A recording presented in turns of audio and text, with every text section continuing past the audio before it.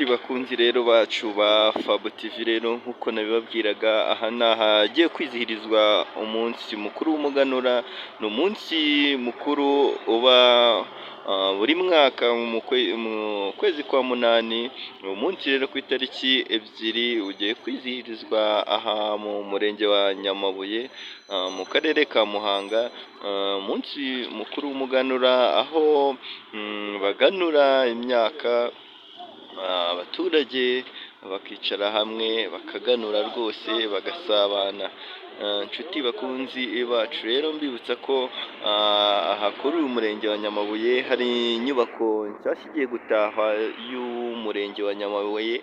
Ni inyubako mureba rwose imeze neza fureshi, ni inyubako rwose ikeye cyane, ni inyubako iri ku buso bunini cyane, ni inyubako ijyanye n'iri terambere ry'igihugu. Ndakeka ko muri iki gihugu cy'u Rwanda rwose ko ari nk'inyubako nk'iya kabiri cyangwa iya gatatu nziza, ari inyubako y'umurenge nziza muri iki gihugu cy'u Rwanda.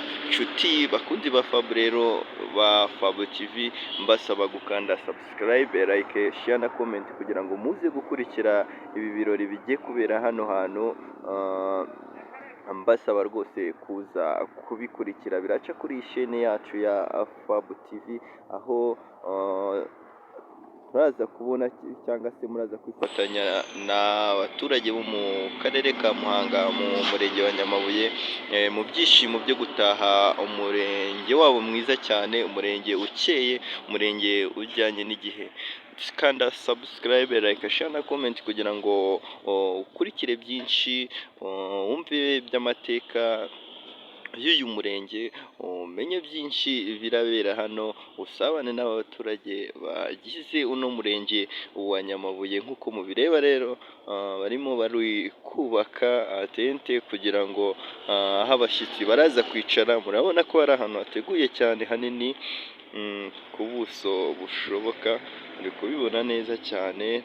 Barimo barategura kugira ngo baze kubona aho baza kwiyakirira.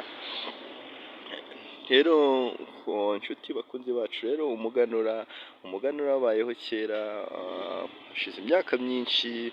U Rwanda nka gakondo yabo cyangwa se nk'umuco wabo twizihiza umuganura wahereye ku ngoma ya Gihanga ngoma ijana kugeza kuri iyi Repubulika y'u Rwanda cyangwa se na nyuma y'ubukoloni, aho tukizihiza nk'umuganura aho baganura imyaka bakicara bakaganira.